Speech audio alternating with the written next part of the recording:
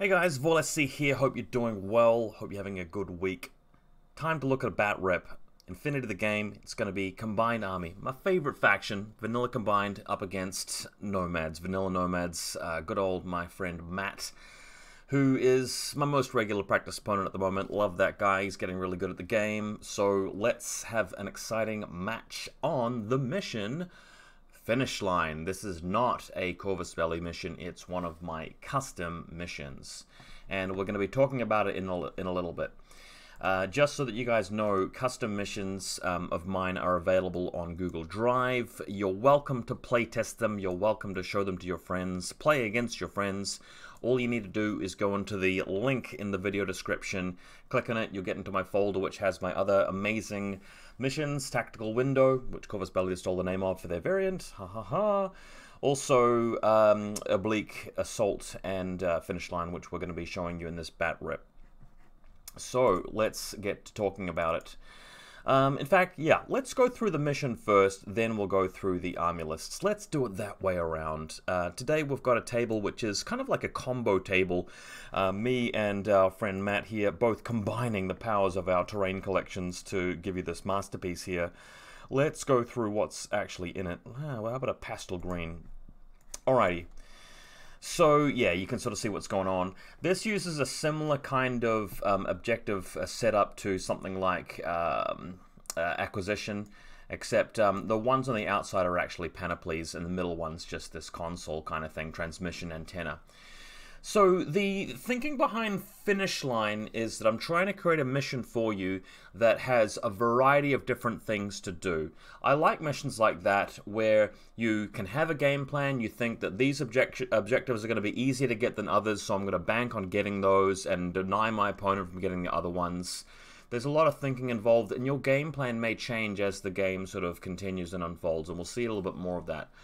What I don't like so much is ITS missions like Capture and Protect, where it's really like just stall as long as you can and then grab the objective at the end, or try and beat your opponent up badly enough they can't get to yours, and maybe shoot the person who's holding the objective. And it really is just about that, just that beacon that you're holding. I also don't like missions like Quadrant Control, where it's like, well, either you're just going to steamroll them with first turn and wipe them out and they can't even move into the zones, or you're going to stall them as the player going second, and you're just going to jump into the zones, and that's really all the mission's about. My mission Finish Line, as stated, involves a lot of different objectives. There's a lot going on. So first of all, you will select a data tracker. You guys know how to do that already, but the important thing is that the data tracker has to start in your deployment zone. That's another additional feature of data trackers in this particular mission. We already know that they can't be impersonators or markers, they have to be a trooper. There are other restrictions as well, but you've got to start your data tracker in your deployment zone, because if at any point in the game you move that data tracker and get it beyond your opponent's deployment zone, like into their deployment zone, you pick up 2 objective points for that. If you get them even further to the enemy table edge, you get another 1 point. So a maximum of 3 points just for doing that, and that's why the mission's called Finish Line. Note that both players can do this, so if the other person's got their data tracker over here, and at a later point in the game moves over here, they can get the points as well. You can do it at any point in time in the game, and once you've got those objective points, your opponent just can't take them back off you. Seems really simple, and I know what you guys are thinking. You might be thinking, well, you know, it's not a very interesting mission so far because I can just walk over there and grab it, and there are a lot of ways for me to do that. I can use smoke grenades, I can use whatever, I can do it in my first turn, I can do it in the last turn. But here's what makes it thought-provoking, and here's what makes it a difficult mission, and here's why I think you should give this mission a go. First of all, if you kill the enemy data tracker, or if you have your one survive, that messes around with the points as well. So protect your own data tracker gives you 1 objective point. So if you've got yours alive, and if you've killed theirs, that's 1 objective point. So hold the phone a second. If you've moved your data tracker into their deployment zone, and then, cool, just left it there and it dies, and your opponent doesn't bother to move their data tracker out, well, you're back to nothing almost, because your opponent's going to get a massive 2 points out of that for killing yours and having theirs survive, and you will have only got 2 for moving to their zone, maybe a third one if you got all the way to the end of their line, so that's a pretty big deal. So what you've got to do in this mission is think carefully about when the data tracker is going to move over there, and if it's going to do it at all. If you're really good at this, you might be able to move your data tracker quickly to their zone and then pull it back again, maybe if it's on a bike or something like that. So that becomes interesting, it becomes thought-provoking. On top of that, you've always got to bear in mind that in this mission, to kill more army points at the end, you've got 2 objective points in total from that. So what if your data tracker is expensive? What if it's a tag? What if it dies while trying to pick up the finish line objectives? Well, you might lose out on army points. So just coming back to this, if you've moved your data tracker over there and sacrificed it, you've got 3 points for hitting their deployment zone, but then they kill your data tracker. Their one survives. You lose on army points because the data tracker was worth a lot and they saved the rest of their army. Well, now they're suddenly up 4 points to your 3, and your opponent's ahead. So you've just got to be very careful about how you're completing these objectives, which I find is really, really cool. There's a bonus point for panoplies and a bonus point for killing the designated target, no classified objectives. So I find that's really cool for tie breaks. Often you're so committed to try and completing these other objectives that you may not have time to spend additional orders grabbing panoplies or killing their designated target, but these things do matter. And then finally, control the transmission antenna at the end of the game, you get 2.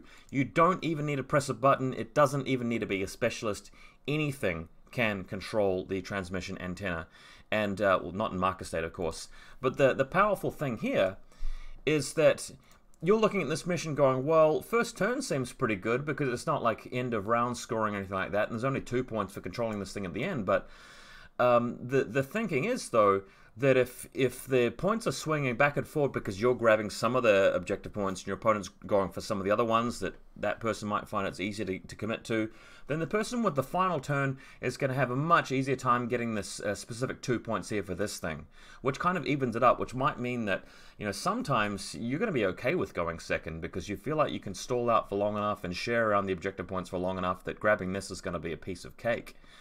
So I like this mission. This is my 3rd time playing it, really. I hope you guys give it a go because other than what I've discussed so far, it is relatively simple. It's pretty easy to understand, but I assure you that throughout the game, you may be changing your mind about which objective points to go for. You'll always have to be bearing in mind the value of every trooper. You'll have to consider position. There are a lot of things to keep in mind, much more so than some of the really basic and you know, dumbed down, watered down ITS missions that we have at the moment. Hope you guys enjoyed that little spiel. Let's move on to the army lists. So today, playing Combined Army, favorite faction, and I'm going to try building just an all-rounders list just to see if I can test you know, how good Combined Army is at the moment. Just one of these test matches where I'm not really trying anything fanciful or janky, although it always comes down to a couple of small experimental choices, so let's just talk about them. The Zerat with Red Fury. That's probably the only thing in this list which is an eyebrow raiser. Everything else is just really solid inclusion for a profile. Let me just talk about this one choice. The Zerat Red Fury is an alternative to the Krakot double SMGs or Red Fury on the Krakot. You seem to pay less SWCs on a Zerat compared to a Krakot, which I can't really understand because the Zerat starts further out afield, has mimetism, and doesn't, you know, lose cover due to impetuous, and has mines. So you feel like you're paying for a higher tech unit. You're paying for a bit of a better gun than the Krakot, so I can't really understand that. Still, my thinking for taking the Zerat is that it actually starts with physical 12. So if you guys watch my recent bat rip with the Dao Fei, the thinking is that you can actually try to infiltrate it into your opponent's side of the board if you're going first. And if you fail, you've still got a person in your deployment zone with a Red Fury and mines, which might still be useful, especially considering how cheap it is. But if you deploy on their side of the table, again, it's going to be immune to those jammers. You might be able to get a couple of really important kills with it without spending too many orders. And then when they come to box them in and kill it at the start of their turn, you can start placing mines and maybe inflict even more damage. So I quite like that. Also, if your opponent's just hiding everything, just not giving you any long-range shots with your Q drone to start things off if everything's hidden, The Zerat's quite a good thing for running over there and flushing things out because it starts so far out and it has the opportunity to, you know, get rid of things with Dogged and NWI just as usual.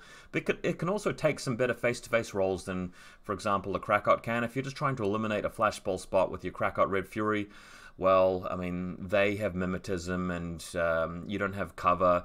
Whereas the Zerat, you know, you can take advantage of cover. At least you've got mimetism as well. You've got the 4 dice and you start to do a little bit better. Fractar, I like the Fractar some games, especially if you do already have a hacker in your list. I have the Lieutenant Hacker because it's actually quite cheap on SWCs, and I feel fairly confident about it surviving. And there are a couple of Morats here and there to make the loss of Lieutenant situation a little bit less painful. But the Fractar, again, this is a unit where it's a bit more forgiving than usual, because if you scatter and land in front of enemy models, you might survive thanks to its transmutation ability. It's got pretty good fizz to begin with, and again, I mean, you could walk onto the side of the table and take a free pistol from some Quangshi and then start spinning autos on it, even having taken 1 wound, and still do a lot of damage. Everything else here is pretty much auto-include stuff for Combined Army these days. The Seed Soldier isn't, but a 17-point inclusion makes a really good liaison officer for some missions. I love that he's not cluttering up the deployment zone. He's deployed a little bit further out. And your opponent doesn't always know what he is. If he's deploying near to the Liberto and the mine, you can sort of just start to disguise your deployment a little bit more and help defend it with that really useful chain colt. So this is my list for today. My opponent, reconstructing his list really just from memory. I'm terrible at reconstructing this guy's list. I don't think he actually took a Transductor Zond. Everything else here is pretty much as advertised. Playing the wonderful Hollow Man Spitfire, really like that profile. Intruder HMG, staple, solid. Heckler, you wouldn't really leave home without one of those. Krakot single SMG, yep, that's a given. Puppet Master for the counterintelligence, sickening. I'm surprised Jazz and Billy aren't there, because I'd always take them as a Nomad player. But, yeah, just some really solid stuff here. You know, his lists are starting to look pretty watertight to me. Can't really complain about much of this stuff. It's just that I haven't constructed the exact list he's playing, just something near to it. Alright, guys, what do you say we get into this game and I tell you how it went down? Because this was a pretty good game. Pretty good game. So, my opponent wins the dice roll for first turn. For Lieutenant roll. I know you guys recently watched my video about this. This is one of these missions where, because it's so well designed, of course, because amazing mission designer, because of that, all 3 options are good. Going for first turn makes sense if you want to do some damage and you've got the army for that. Going straight for second turn, I think it's fine, because you know, there are some advantages you can pick up by being the player with the second turn. Because it's relatively even, though, I think the optimal choice for this mission a lot of time is to take deployment, just because you get advantages and disadvantages pretty evenly from first and second turn, in my view. So taking deployment, even if the table is fairly even like this one is, having the deployment advantage is at least one solid advantage you can pick up. Anyway, my opponent does want to take first turn, doesn't want to be surprised by anything. He knows I play the Avatar sometimes, and he's going to do that. I'm going to deploy second, obviously, and I'm trying to remember what happened here. So looking at this top-down view, the Combined Army are going to be on this side with second turn deploying second, and Nomads are going to be on this side deploying first and taking first turn. Okay, left to right. This is my deployments. My opponent's deployment. In fact, no, it's like this way. So this is his right-hand side of the battlefield. This is his left-hand side of the deployment zone. So he's got a Climbing Plus bot over here, a Monstrucker over here, some sort of zero outfield, or some sort of mine layer out here. There is a TR bot with a Monstrucker behind it. There is an Intruder prone with a Dactari, typical sort of stuff here. Interventor at the back, Jaguar over here, another Jaguar around the back. No, so that's the Puppet Master, actually. But the other Jaguar's over here. No, it's there. And Securitate was there. Securitate. Krakot Renegade over there, who picks up Total Immunity Dogged. That was our Interventor. And I think there's another zero over this side of the battlefield. There's also a Heckler on top of this building. Let's just take a closer look at that. Okay, there's our TR bot position, just manning this very long fire lane on this right-hand side of the battlefield. There is our intruder setup, very nicely prone there, so it can stand up later and engage certain targets if it wants to, or remain prone for a turn or two, as it may sometimes benefit from doing. Interventor position here. I think there's a mine out in the midfield, or unless that's the Liberto. In fact, I think that is the Liberto. Puppet Master down the back. Yeah, so what we've got here is a Liberto with a mine at the top, and this guy on the stairs is the Heckler Jammer, protecting both of the pathways past this building, but also the walkway on top. So I think this is a really good position for it.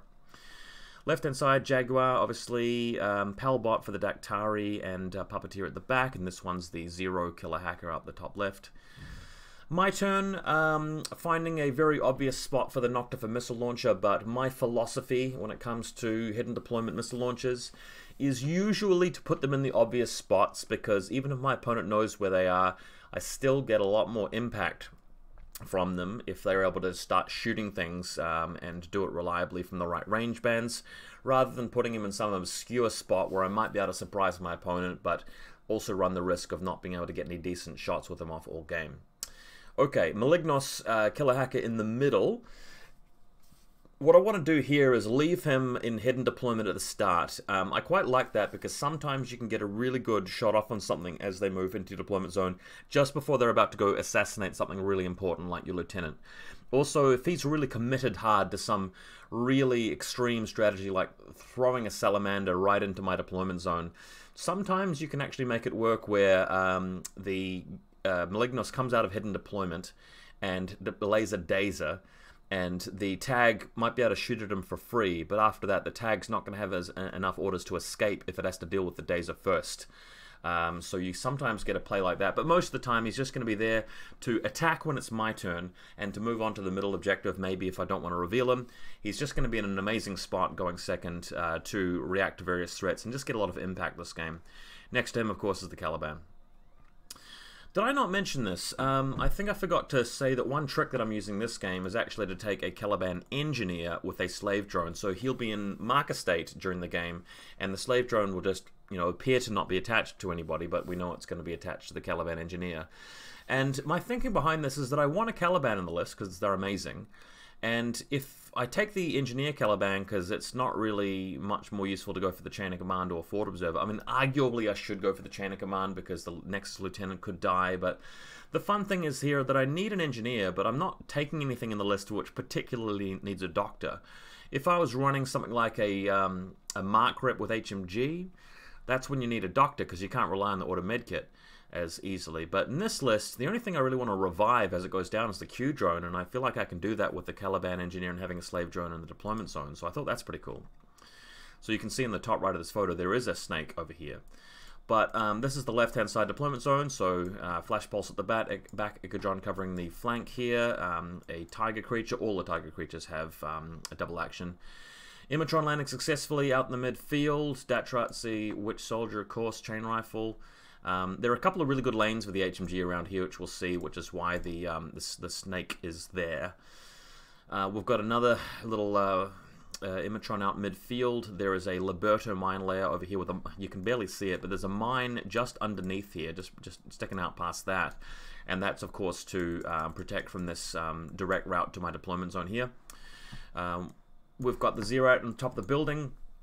I like this position because the Zerat can't be affected by jammers. Again, it's this building's completely on my half of the table, so his infiltrators won't be able to mess with my Zerat, who's a little bit vulnerable without marker state. I can just go down the ladder later into the middle of the table, but also having the Zerat there acts as a little bit of a gun turret, because if my opponent leaves something just hanging around in total cover, but closer to his deployment zone, I can just stand up and shoot it, right? The other thing as well is that if he moves something aggressively into my side of the table and sets up and goes, firing arc here and suppression fire here, here, and here, and here, I could move over and shoot him in the back with the Zerat that way, if you guys can sort of follow that. So I kind of like that position. Here's a bit of a zoom out. So this is from the view of my deployment zone. There's the Zerat there. You can see the hidden deployment location for the Malignos is there, with the Caliban next to it, the snake over this side, Datratzi, Tiger, Imatron, the other Tiger, the other Imatron, and of course the Zerat. So that's just a top-down view of the mid-zone. You can also see the mine from the Liberto over there. Then, the right-hand side, I'm keeping the lieutenant way at the back here. Yes, okay, I get it. He can move his zero killer hacker over into range of my repeater and kill my lieutenant. Look, you know, if that happens, of course, you know, I'm going to sort of hit myself and then go back to taking the Caliban chain of command. And look, it probably should be the chain of command. I'm playing with fire here, but I kind of feel as though I can still win. I mean, even in a turn where I don't really achieve very much, as long as I'm not giving much damage up, if I've got second turn, I'm going to be able to get this transmission thing at the end of the game. I've got a few more right models, so I'm still going to have some regular orders to spend if this guy dies. I might even be able to beat the zero because I've got Sucker Punch. There's a lot that can happen. There's a designated target here which he has to kill to get a point. Next to it, protecting it, is the Seed Soldier with a chest mine. We've got our little repeater over here and a target creature. I mean, again, there are various things which can actually attack that zero before it makes it over to my repeater network. Mind you, there's a Noctifer missile launcher prone on top of that little stack of containers as well, as you guys might remember. My opponent running the Hollow Man Spitfire as his reserve trooper, and my reserve trooper is this very blurry Q drone. So, starting the turn with my opponent, this is his actual order pool. So what did I end up getting wrong in his list? I thought that he had 5 regulars and then 1 irregular. So what has he actually got? No, I got that part right. So I'm spending a command token to remove 2 orders from Group 1 because that's the group that has his Hollow Man in it. And we're remembering to nominate our data trackers. The problem with my list is it's not really designed for my own custom mission. It's just an all-comers kind of list, and I realized a bit too late that I don't have a very good data tracker. So my strategy, at least, and this is a good thing about the mission, is you've got a backup sort of strategy for your data tracker. My data tracker is just going to be the guy that survives, hopefully, and is not going to be attempting to move into the enemy deployment zone unless I have a clear run for it at the end. And, of course, opponent's going to be picking the wonderful Hollow Man, who does have a pretty good shot at getting into the end zone. Alright, Hollow Man, with a big leap and bound, jumping on top of the building because he has a 6-inch super jump. In fact, can be an 8-inch super jump if he wants it to be, and will be getting ready to terrorize the battlefield. Then, as he takes his next order, of course, we have our Noctifer appearing very early in the game.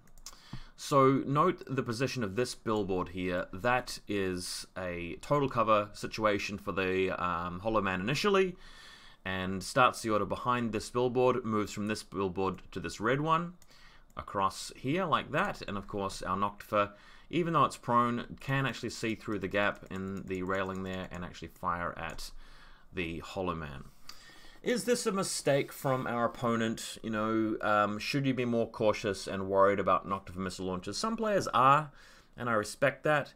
The Hollow Man still can dodge this, can still survive on armor saves, but you're sort of feeling pretty bad if you lose a couple of orders right off the bat, your most powerful aggressive unit, and your data tracker dies for the purposes of this mission. It's pretty bad.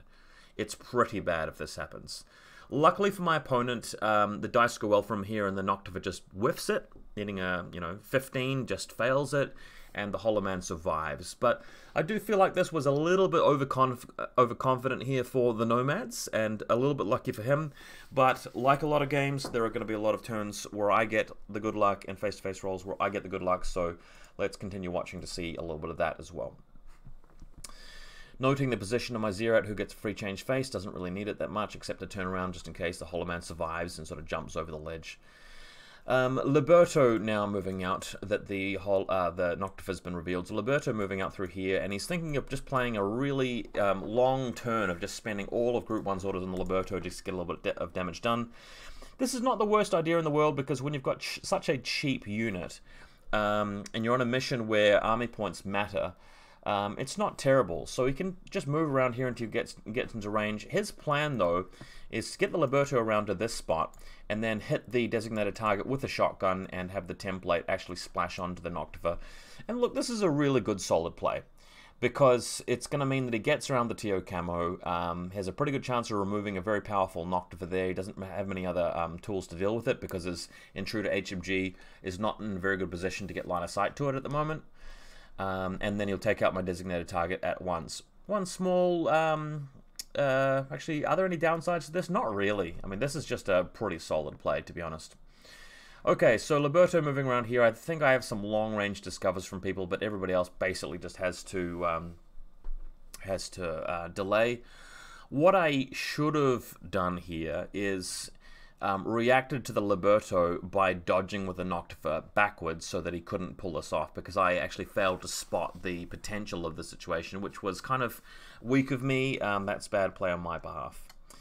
In the meantime, with the Noctifer actually moving away a little bit, was that what the case was? No, he's just repositioned his Hollow Man over here for some reason. But coming back to it, the Liberto does spring around the corner. We do have delays from everybody. Then he fires a shotgun. Note that if he wants to split burst, he could put one shot through the designated target into the Seed Soldier, and the other one into the Noctifer bouncing off of this guy. But he makes the correct call and makes the right play, which is to put both shots into the designated target in such a way that the angle does clip the Noctifer, because he can't get all three of them, right? And that's the right play, because removing the Noctifer is a much more important goal than dealing with one Seed Soldier, right?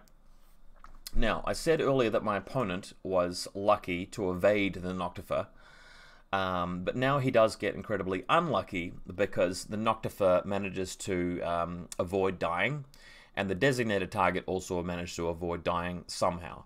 I believe that he whiffed one of the shots entirely, and then his other shot hit home, but we passed armor saves, and happy days, everybody's fine.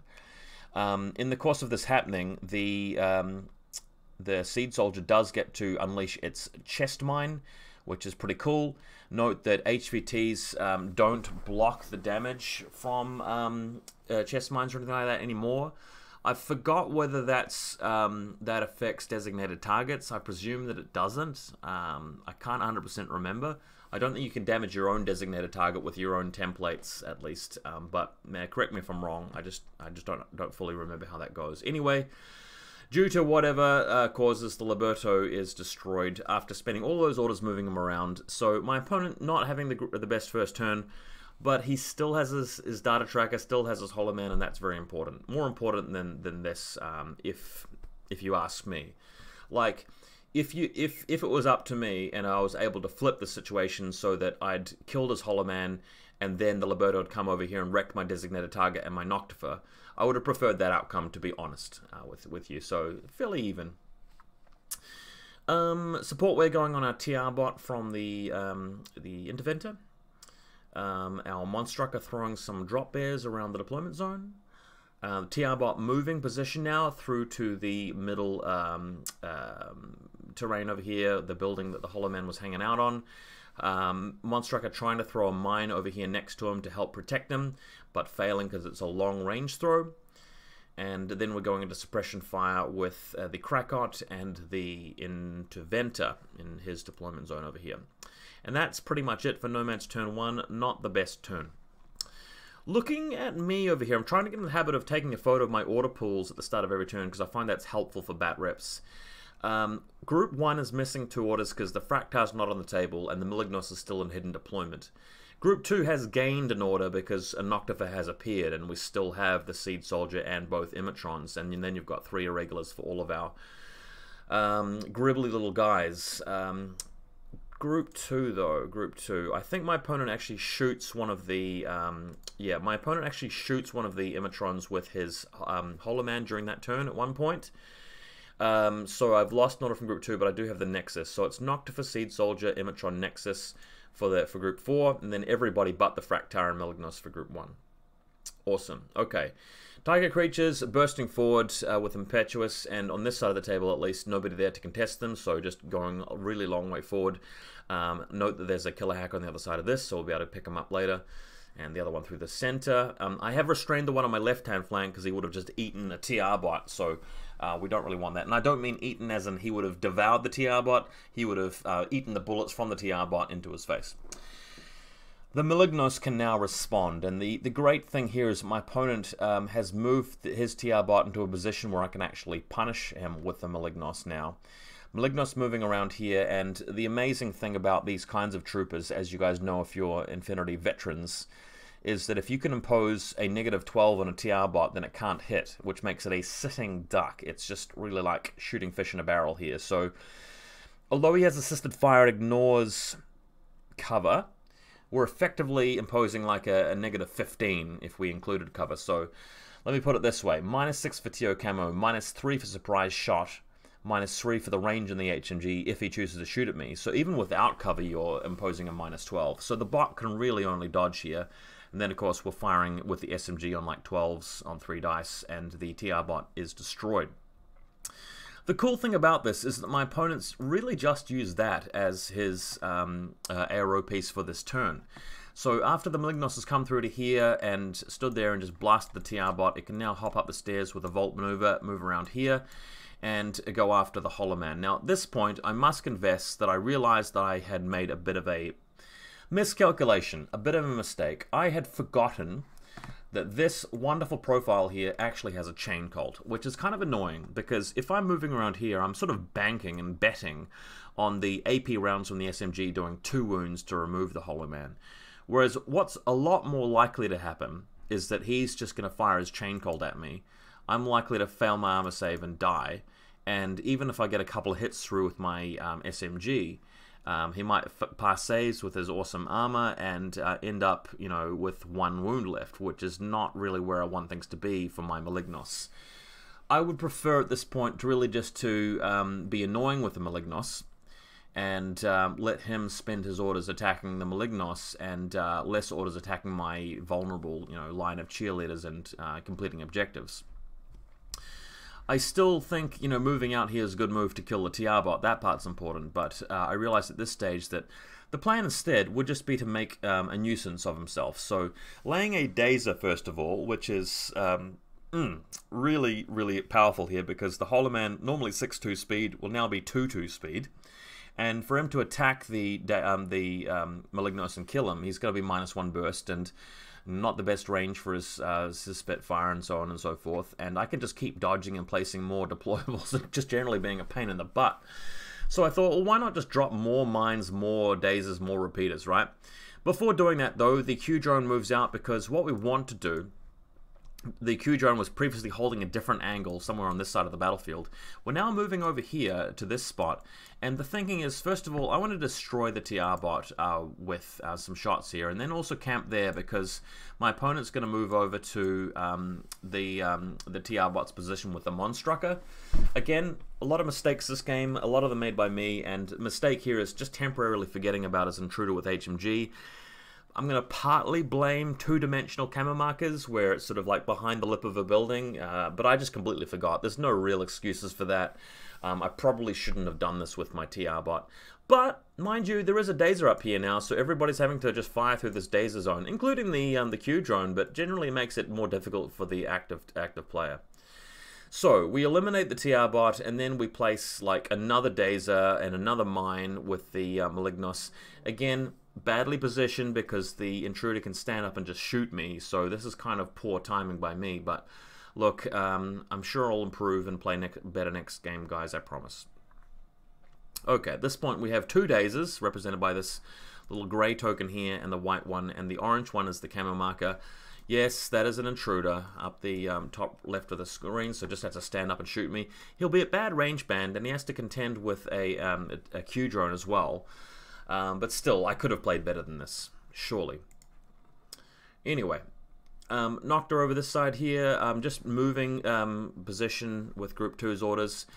This is important because I wanted to try and get a better angle along here now that the intruder's gonna, you know, have a tougher time, and also standing up to get a bit of a different angle.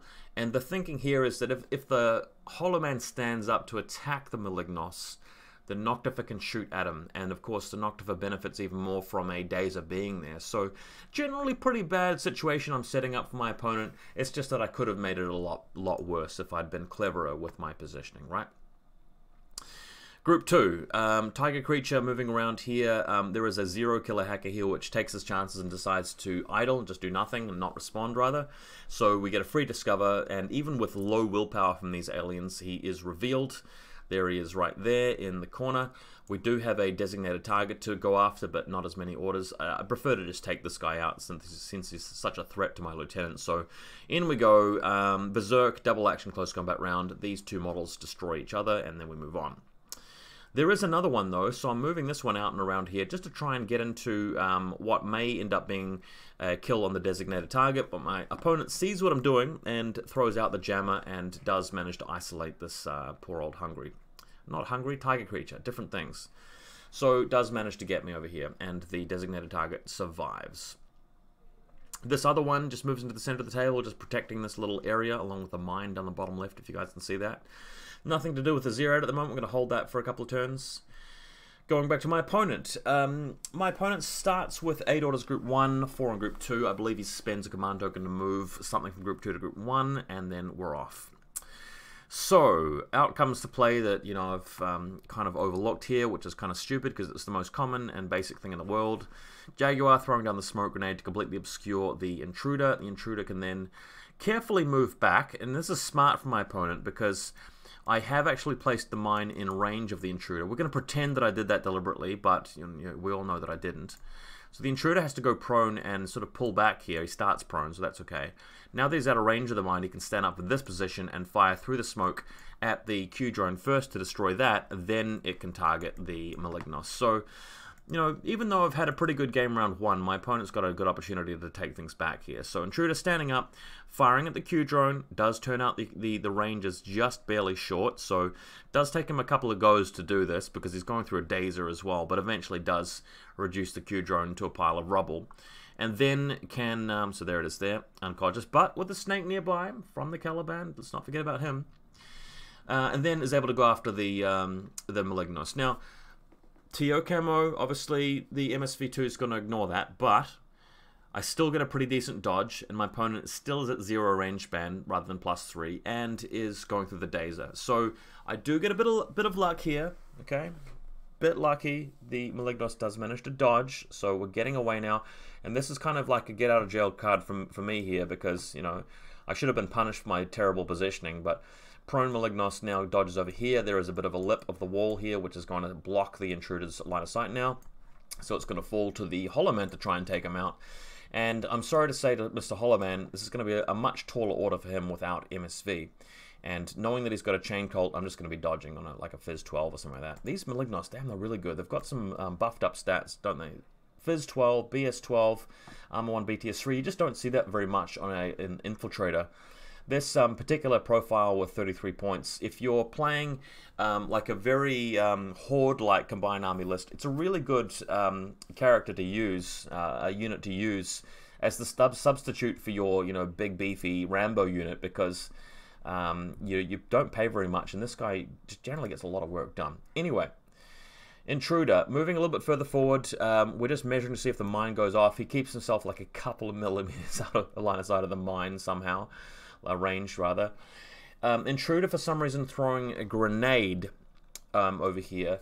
He does have grenades, and his plan is to spec fire the grenade in to try and blow up both the Malignos and the Dazer. Unfortunately for my opponent, this play doesn't really work. Elsewhere, he's got what has he got? I can't remember. I think there was a move here where he just pokes the Puppet Master around the corner to fire his SMG at my Tiger creature, just to free up his designated target. Then we do have the Noctifer trying to take on our heroic Malignos here. Unfortunately for the Hollow Man, nothing really achieved initially, but eventually, after a couple of attempts, does manage to get some shots through, and the Malignos is taken out. And fair's fair, my opponent's put a lot of orders and resources into this, does eventually get me. I think the mine does go off, the Hollow Man does survive that, and Malignos is finally laid low. And I believe he does end up destroying it completely because he knows that I've got an auto med kit, so we do move on from that. Hollow Man now able to very carefully jump off the side of the building, and I couldn't believe this, but he did decide to take on the Noctifer again. And look, I just don't think it's advisable to be taking on the Noctifer, because you're going at long range, up against TO Camo, through a Dazer. The Noctifer doesn't have a care in the world, hitting on a 15. But, again, got a little bit unlucky and whiffed the shot, rolled like a 20. but can't complain too much, even though these are very important dice rolls, the Noctifer versus the Hollow Man. That's a hugely impactful kind of roll there. I'm still fine with how things are going because my Malignos survived a few shots. My opponent's generally, you know, not winning this game at the moment, so I'll just take what I can get. Alright, so Hollow Man moving to safety now, and I think the Intruder remaining standing here with his HMG, so that's looking fine. And we've got the Monstrucker just sticking out here, trying to throw another mine over nearby to this building, which I believe he succeeds in doing. And the Dactari ready there to revive our friendly Intruder. Then it comes to Combined Army. Turn 2. Datrazi, Impetuous moving through and throwing a smoke grenade. I think I actually forgot to Impetuous my Datrazi first turn, but he wouldn't have come into line of sight of anybody, so not a huge deal. So throwing a smoke grenade here in retaliation against the Hollow Man's arrow from long range over this side. Going through a Dazer, of course, but doesn't really matter. The smoke does go down successfully, landing on a 17 with this guy, and Hollow Man long range against Mimetism, less likely to hit. We then have a play here with our wonderful Palbot, Slave Snake, who has to move through the gap here and does get shot at long range by an Intruder HMG as it's doing it, but worth it to really revive this bot, and luckily the Slave Drone manages to survive this, and fortunately revives our bot. So this also reveals the Caliban, because I'm told, this is just me being told by other players, that that reveals your Caliban, because you're counting as, you know, doing an engineer skill, so that breaks you out of camo. He's still prone behind the car though, so we're alright. But bot now turns out to be okay and starts shooting at the Intruder. Now, is this the right thing to do? Is it really? The bot can have assisted fire here, shooting at the Intruder. I did make a small error here, and I put assisted fire onto the bot without having the Ichadron quite in range. Bear in mind that I did have enough orders just to move the Ichadron a little bit further forward over here and set him up like here, and then put the assisted fire on him from there, but I didn't do that. My apologies for cheating in that regard. I'm sorry, I forgot. But now it's Intruder versus Q-Drone. And it's through the Dazer. So again, Dazer hurting me all of a sudden. It's also long range. So although I ignore cover, I don't ignore the range band or camo. So at -6, I'm hitting on 5s on 3 dice, which is pretty bad. The Intruder is long range and ignores Mimetism. So hitting me on like a 10? No, it doesn't ignore cover, so hitting me on a 7. So it's 5s on 3 dice versus 7 on 1 dice. And I ended up spending quite a few orders on this, and really, I should have worked out better ways of doing this. There was also a Zerat nearby, which could have taken him on, again with a shock, because that's important. You have to use a shock unit to do this, otherwise the Datrites is going to revive him. But ended up spending quite a few orders on this, and at one point actually losing the Q-Drone and having to revive him with the Caliban again, which I did. But that kind of went badly. Now, as it was going badly, I decided, what if I try bringing on the Fractar at this point? So Fractar, I put up control jump and stuff, and I did all of that. And the Fractar lands, or tries to land, and actually scatters behind the Climbing Plus bot at the back here, with the intention of just shooting the Intruder in the back from outside of the Dazer zone. But that didn't work. He scatters over in front of the Intruder instead, and the mine, and like a Jaguar. So this was kind of funny, but interestingly enough, the Fractar survived, and that's one of the reasons why I like the Fractar, because you can actually survive a really rare outcome like this. So the pistol like missed past the armor save against the mine, the Intruder did 1 wound, and then I can actually start firing at the Intruder. But as fate would have it, I've had some good luck rounds in this game, some bad luck rounds. The Intruder just crits me on a 7 or whatever he needed, or a 10, and the Fractar dies immediately, having inflicted no casualties whatsoever. But that's okay. Some of the face-to-face rolls in this game really go my way, others don't. He also attempted to throw down a smoke grenade with the Jaguar going long range, but I believe that didn't work. Otherwise, this guy becomes a real pain in the ass in his reactive turn. So we went back to putting assisted fire back on the bot and doctoring him up. And in fact, I believe assisted fire was there from earlier. I can't quite remember. If you put down assisted fire and then put up a different support where, I believe that would take away the assisted fire on the bot. So I'm pretty sure I made some illegal moves this turn. Pretty sure of it. Can't 100% remember. I did have a lot of orders to use, but I'm pretty sure at least one of my moves here would have not been allowed. That being said, my opponent punished me anyway by just getting some more hits on me. I eventually, by the time the turn ended, managed to get a couple of crits there, needing only one crit, but like I rolled 2 5s and 1 volley, and the intruder does get destroyed. Order spare in Group 2, Lieutenant moves up to this secondary trailer here, and I'm getting a little bit overconfident here. I don't think I should have done this, but the Lieutenant's just thinking, hey, you know, if I make it to that final game round and he's lost a lot of stuff, I could make a play where I go for the finish line. I send the data tracker over to his side of the table with a whole bunch of Group 2 orders. I've got the Lieutenant's order. I might be able to do that. So there is that option. Noctifer happy on the side, he's going prone, just hanging out in the corner. Alright, and that's the setup there with my Lieutenant, Noctifer, Siege Soldier, Designated Target, the whole gang. Okay, Nomads turn 3, I think. Turn 3, sounds about right. Jaguar's moving around to try and get some smoke grenades in various places, especially against a Noctifer, trying for some long-range smoke, not really pulling it off. We eventually do get in range though, and Jaguars do get some smoke grenades down where they're needed, where they're going to block that awful Noctifer. Then we move out with the Hollow Man, who has escaped the nefarious clutches of the Dazer zone, and his plan is to head towards my deployment zone and try to cash in on the points for crossing the finish line. So in he comes. Now, what's happening here is that he's getting to a spot here where he's going to take on the Noctifer, and this isn't really a great opportunity for the Hollow Man. I mean, I'm going to be benefiting from cover. He's going to be +3 range, -6, so hitting me on like 10s on 4 dice. I do have Dogged. I'll be able to shoot back at him needing like a 9 on 1 dice. So it's not really the best face-to-face roll in the world, but you've got to start taking some risks, and I do commend him for playing well enough to just sort of take the right opportunities as they come. The powerful thing about the situation, though, is that my opponent actually has a pretty good shot at winning, and to explain why, if he does pull this off and kills the Noctifer, which I must say he actually does do, like the Noctifer does die straight away, no Dogged, just dies, he can then pull around here and shoot at the designated target, picking up another point. He could probably beat the Seed Soldier at some stage, picking up, you know, a few more kills there. If he then super jumps over here and actually kills my Lieutenant, not only will he have moved into the finish line zone with his guy to get 2 points, he kills my data tracker, depriving me of another point, which is a pretty big swing. I might end up winning on army kills and grab the central objective here, but he's still keeping it pretty tight. And hey, I mean, if I lose the Noctifer and a Seed Soldier and a Lieutenant, and he just loses the Hollow Man, I might not win on army kills, so this could be a straight up loss here for me, which is pretty scary.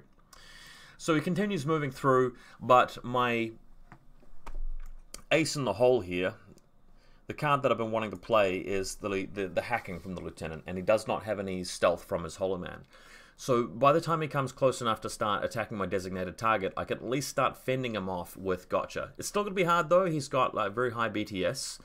But to defend my Lieutenant from actually dying outright here, which is critical, by the way, I do get a couple of attempts with Gotcha. So that is important. Yeah. He did ask whether he could have super jumped like way into the air and shot beyond the trailer, but when you're prone and your base is just tucked right into a wall, it's very hard to get an angle on that. So in he comes, Hollow Man moving through into line of sight of the designated target, and potentially the spawn embryo with the chest mine later on. I haven't spawned it yet. We're going for the hack, but the hack fails. But hilariously, after having a couple of good rolls with my opponent, he finally his luck just basically hits the dirt as the unthinkable happens, and that is that the designated target wins the face-to-face roll and engages the Hollow Man, which is a shocker, because now I still have my designated target. I get to hack him perpetually as he's trying to free himself from close combat. How did this happen? One thing that I can't get my head around is that these guys are like physical 11, which is better than most line troopers, and yet they have like CC and Bliss skill 6 or something really low like that. Anyway, this basically seals the game. I have won the game now because he's only got a couple of orders left. There's no way for him to get the objective points. To make matters worse, he's immobilized by my Lieutenant hacking. opponent does move out with the Heckler Jammer and tries to go for a combi rifle shot at a designated target, that doesn't even work either. And look, he's immobilized anyway, so that's basically it. Last order, though, he does continue firing in the close combat and does kill the designated target. He just doesn't have any more orders to move out with his guy. He does he does free himself from the shackles of the immobilization, but this is the last order he can possibly spend. Like, he can't do anything else, and it's just one Hollow Man near my deployment zone, way out in the open, pretty easy for me to just kill. So that's a win for Combined Army, but let's play out the rest of the turn to see how much of a win it is. We've got 6 orders Group 1, plus the Liberto, and then 4 in Group 2, sorry, 3 in Group 2, no, 4 in Group 2, plus the Irregular from 1 Tiger Creature. So we're hatching our Siege Soldier. The Siege Soldier can poke around the corner and fire at the Heckler Jammer, which is successful. The combi rifle does take him down. Then we can use the Zone of Control ARO Shenanigans trick, which you all know how to do. You move so that you're within zone of control but not line of sight of the enemy model, forcing a reset or change face. Then you use your remaining 4 inches to move around the corner into close combat, basically locking your opponent's guy in place so they can't shoot at you anymore and can't use their chain colt. Then, of course, the Caliban moves into the middle of the table, picking up the hallowed objective for the transmission antenna just by standing next to it. Doesn't matter whether he's a specialist or not, but he happens to be a specialist, so that's a bit of fun. Datchrite's a Witch Soldier, moving out now towards the Hollow Man and gets into close combat with him. Martial Arts level 4 with a friend there, means 3 dice on something like 21s. What's their stat again? Is it 21? It is 21. So this, with an armor-piercing weapon, no less, so that's pretty cool. Quickly rips up the Hollow Man, so my Data Tracker survives, his doesn't. We attempt to take something out of the panoplies with the Witch Soldier after that, but that fails. Attempting to do it with the Tiger Creature, even though it's whip 12 or something like that.